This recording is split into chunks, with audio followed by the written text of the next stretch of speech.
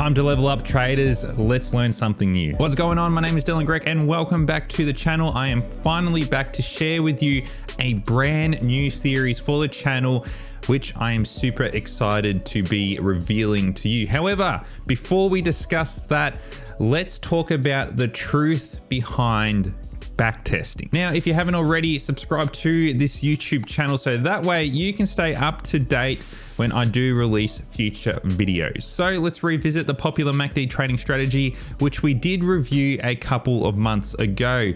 Now, the trading strategy is a very basic MACD trading strategy where we take the crossover of the MACD and a moving average and also take our stop losses based on swing highs and lows. And it was claimed that this trading strategy was very profitable on a vast variety of timeframes. However, we did do the deep dive and reviewed this trading strategy using an automated approach through TradingView, and we found that this particular trading strategy did not perform as what we first anticipated. So because it didn't perform, what we did, of course, was make some modifications, and we actually found that taking opposite signals to what the actual strategy was telling us was actually more profitable than the traditional way of using the MACD. In fact, it was 10x more profitable. Now, as I mentioned, we did use TradingView to backtest this trading strategy, and we didn't backtest just 100 trades. We actually took 8,500 trades on all 28 Forex currency pairs to produce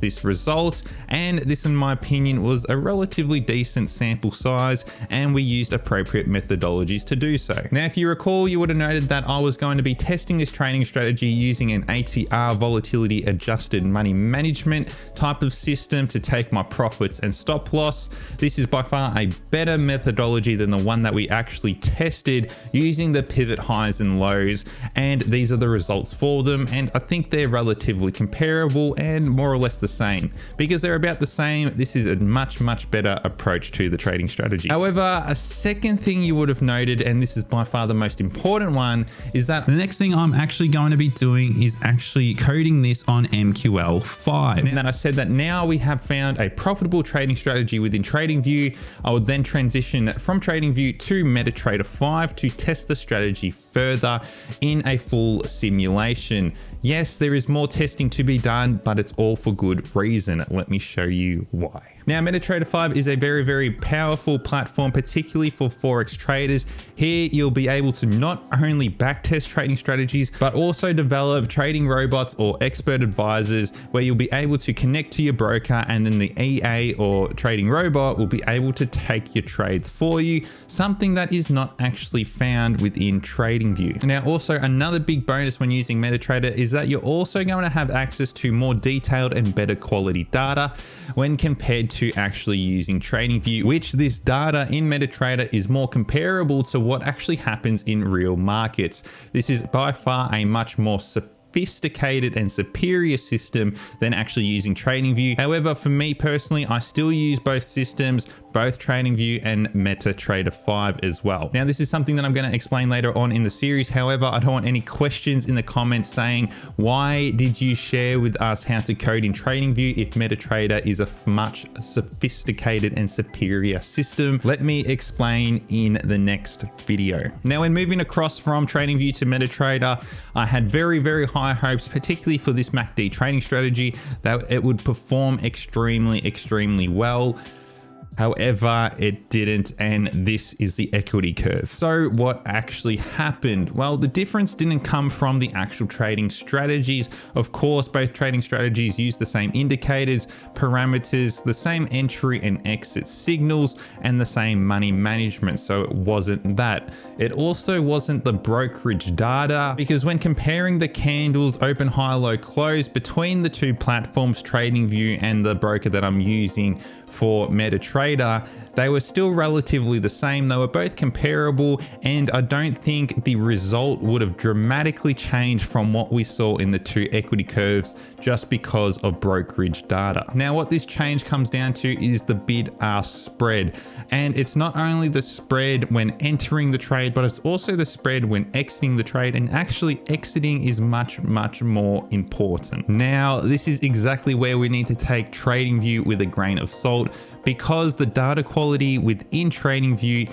is just not as detailed as what it needs to be when actually comparing it to, for example, MetaTrader. And this is a big downfall when it comes to using TradingView. Now, when it comes down to trading strategy development, you actually want to be backtesting your trading strategies by simulating what actually happens if you were trading this trading strategy at that point in time. And what we have not been accounting for previously is not only the spreads, but also the slippage and the commissions. But this drastic change does come predominantly from the bid-ask spread. Now, yes, TradingView does have some options to put in, for example, commissions and slippage, but really there is no options to input the bid-ask spread, which will have a dramatic impact on not only the profitability of your trading strategy, but also the win rate. This is why I don't account for spreads, commissions, or slippage within TradingView. I actually do all of that in MetaTrader 5. So in a future video, as part of this new series,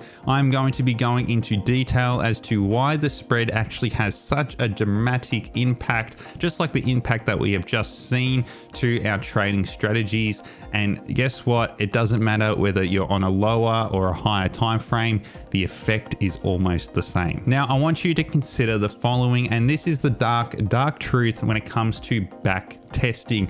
We have learned already so much when it comes down to methodologies for when we are back testing. For example, how important sample size is, how important date range is, and how important, for example, in sample and out of sample testing is, and removing bias from when we are back testing. All of these factors are easily done through an automated approach. However, of course, not everybody uses an automated approach. What about those people that use a manual approach? And this is where I have to say there might be another big L when it comes to manual approach to backtesting, because not many people actually incorporate the spreads in their manual backtest. As far as I can remember, I'm yet to see somebody online, particularly someone that is mainstream, that is actually incorporating the bid-ask spreads when using a manual approach to backtesting. The thing is that almost everybody, when backtesting their trading strategy using a manual approach, only looks at the candle open, high, low, close, and not accounting for the bid ask price. And even from what I've demonstrated in this video, when we do backtest a trading strategy with perfect execution, perfect trading psychology, removing all bias, with a decently high sample size, and almost perfect methodology, even with that trading strategy where we found that we had 10x results in just 1 year, without incorporating spreads, the trading strategy is actually a dud. So if that's what happened when backtesting a trading strategy using an automated approach, I mean, what hope is there for manual backtesters, particularly if you're not including spreads? Now, this is some fruit for thought for all of you, because we have demonstrated today how important backtesting methodology really is. And so moving forward, we are going to explore all of these factors in detail for this new series on the channel, which is algo trading using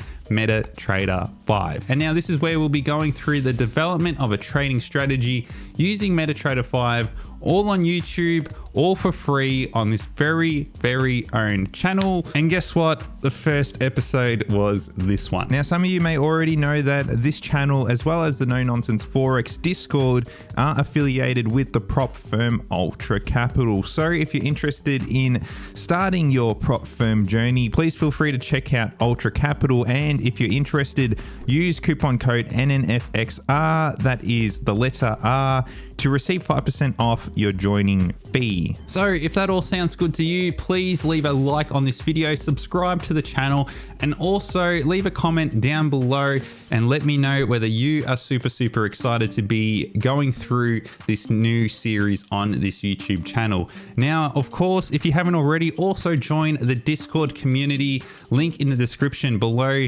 where you can join 2,000 traders all around the world, chat and discuss and learn off of each other. Building a community and being part of a community is so important. Now, I'm excited. I'm super excited. I hope you are as well. So I hope you liked this video. Enjoy the rest of your day. Happy trading out there, and I will see you in the next one.